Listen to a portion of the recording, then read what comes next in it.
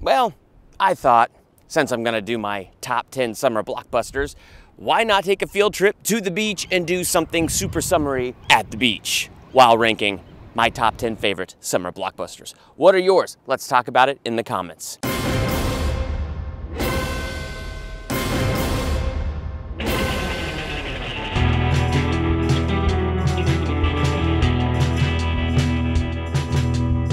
Welcome to Durbania. I'm Durbin, and this is my ranking of my top 10 favorite summer blockbusters. As I said, thought it'd be fun to do. Little field trip, come out here to the beach as we get to the end of summer, the summer movie season coming to a close, and I just thought, man, it'd be really fun just to take a look back at some of those summer blockbusters that were just awesome. Now, there's a ton of summer blockbusters, so I set some rules for myself.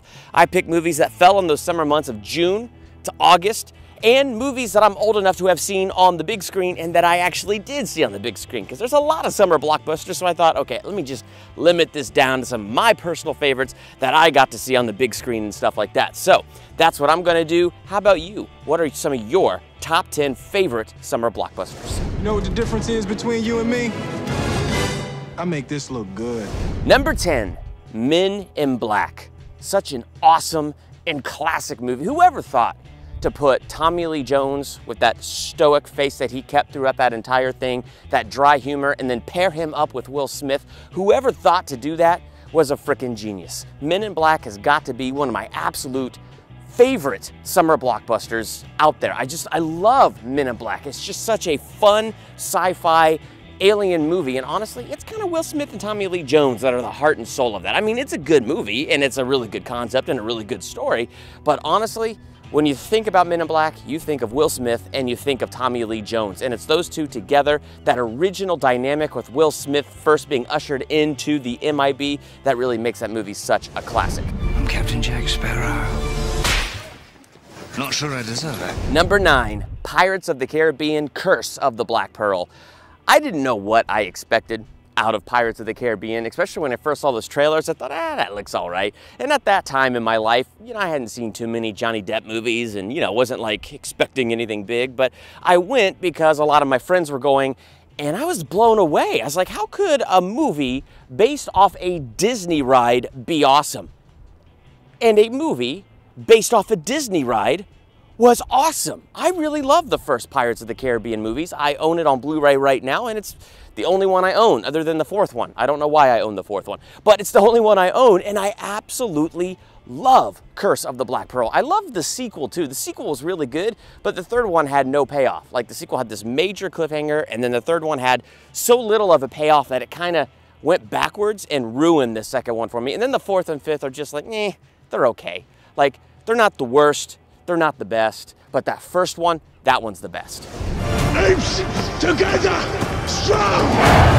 Number 8, War for the Planet of the Apes. I almost forgot that this was a summer blockbuster because, the movie's so cold. I mean, there's snow all over the place in this movie, so I almost totally forgot that this was a summer blockbuster. But as far as trilogies go, especially like dramatic trilogies about talking apes looking to take over the world, this one was a fantastic close to an incredible trilogy. A heart-wrenching ending, amazing characters. I mean, come on, when you have movies nowadays and all we're doing is rebooting things, and Planet of the Apes is a reboot, and then this is a third movie and a trilogy of reboots, so it's like, what can you really expect? But this whole trilogy, beginning to end, was just fantastic. I love the entire trilogy, and War for the Planet of the Apes was an amazing close to a freaking amazing trilogy. Number 7, Wonder Woman. Fantastic summer blockbuster. Oh my gosh.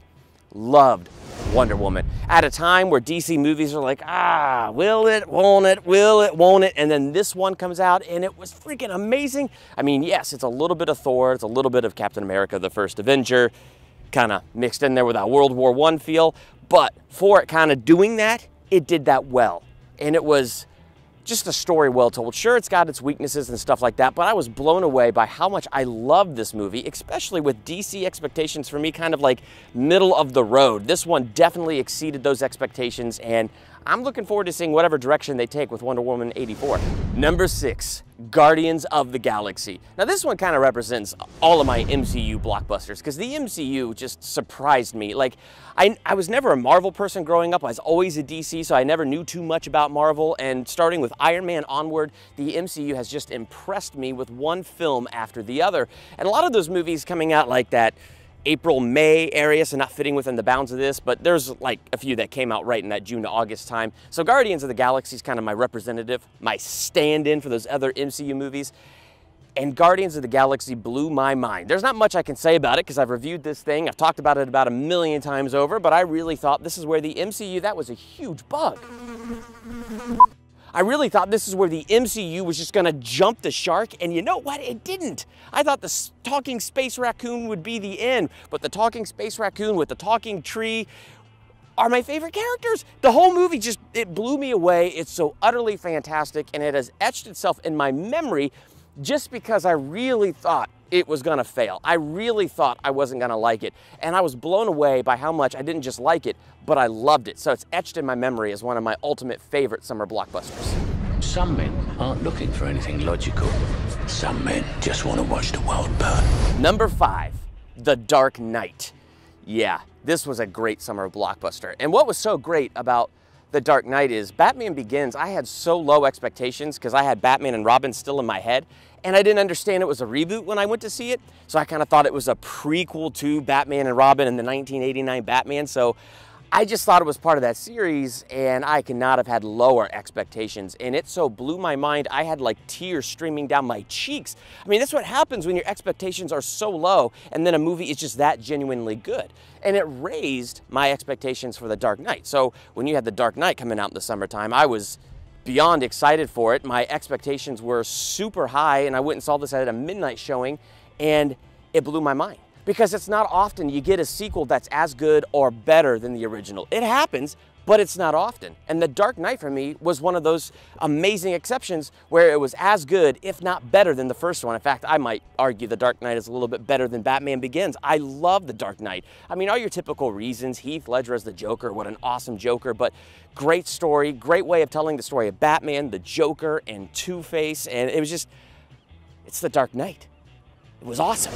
Number 4, The Lion King. Yeah, this one landed on this as one of my favorite blockbusters, and this high on my list out of nostalgia. Nostalgia is a powerful thing. Never doubt the power of nostalgia. When I was a kid, this was one of the biggest summer blockbusters that I was greatly looking forward to seeing. Is it a summer blockbuster because it's a Disney animated movie? Well, Google told me it was when I typed in a list of summer blockbusters, but I guess we could debate that. The point is, it did come out in the middle of the summer, and it was a fantastic movie.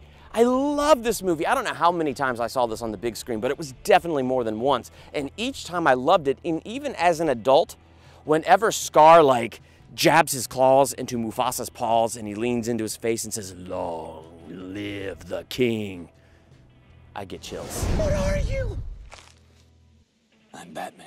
Number 3, the 1989 Batman. Yeah, that one is high up on this list because I was probably 6 years old when this came out, and this was one of my highest anticipated movies when I was 6. I mean, I just so could not wait to see Batman in a black muscular suit taken more seriously on the big screen. And yeah, I actually even thought about, as a 6-year-old, I thought about it that way because Adam West was all I had, and I liked Adam West. I loved that show, and I loved the Adam West Batman movie. Absolutely amazing. Hand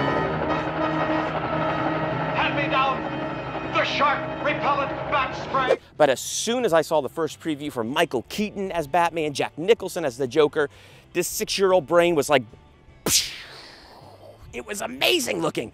And I couldn't wait to see Batman serious on the big screen. And I was not let down. I went and saw this movie at least twice on the big screen. And the second time, we were at some little festival, and I was like on this little swing thing, you know, one of those electronic swingy merry-go-round things that go around, and the chain broke, and it started to drag me across the pavement. My dad rushed out, and he caught the swing, and one of the chains sliced him in the head, and he had blood running down his face, and then he still took me to see Batman after that. Had this massive ice pack on his head, but there we were, sitting in the theater watching Batman. I will never forget that story, but I love Batman, and dang, my dad is awesome, isn't he?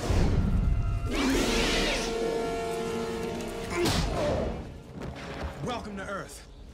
Number 2, Independence Day. And just to be clear, not Resurgence, the original Independence Day. Again, the power of nostalgia, I think, is what drives this thing so high, because I think this was the summer that I turned 12. And so as a preteen, I was old enough to like get the concept of summer blockbusters and really, really anticipate movies in ways I hadn't anticipated them before. And I love sci-fi, I love alien movies, always have, and I was so excited to see this one. And I was blown away by this on the big screen. Again, Will Smith, the dude is awesome. That's what I call a close encounter. Whenever he's in something, his charisma kind of just steals the show. So he was always my favorite character when I watched Independence Day, and I thought, that is so cool. Man, I'd like to think if that ever happened, I'd be a fighter pilot and have that same attitude that he has towards everything. Now, if aliens really invaded, I'd go hide in a bunker or something. But anyway, yeah, so like that was really cool. And the whole cast, like the fact that it was an ensemble cast, that you can't go through and pick one person out as the lead role, that it's about the president, okay? It's about Will Smith. It's about all of these characters and what they're all going through. And it was super intense. I loved the action. So as a 11, 12-year-old sitting there on the big screen that 4th of July weekend, I loved it. I loved it. We will always remember July 4th. 1996. We will not go quietly into the night. We will not vanish without a fight.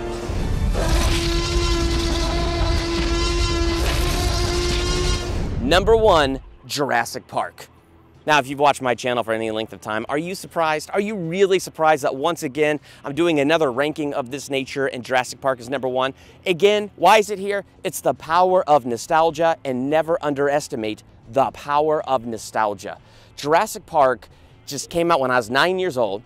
Came at a time in my life where I was more of a dinosaur fan than a superhero fan. I knew all there was to know about dinosaurs. I don't know that now, but I knew that then. And I watched every lame, boring, annoying dinosaur documentary there was. And whether it was bad or not, I didn't care. If it had dinosaurs in there in claymation form or just pictures of dinosaurs and they were talking about dinosaurs, I was there. And to have this movie come out when it did, it was incredible. Well, there it is. That's my top 10 ranking of my favorite summer blockbusters. Now, when you rank yours in the comments, I'm definitely gonna see titles in there and I'm gonna just palm to the forehead, smack myself and go, "Gah, I should have thought of that one." I know I'm gonna do that, but you know what? That's okay. That's perfectly okay. I'm just excited to talk about summer blockbusters with you as we close out the summer movie season 2018. So what are your top 10 favorite summer blockbusters? They could be any time in your life through present day. Let's talk about that in the comments. While you're there, hit the subscribe button to become a Durbania and hit the bell by the subscribe. Did I say to become a Durbania? To become a Durbanian. Hit the subscribe button to become a Durbanian and then hit the bell by that subscribe button.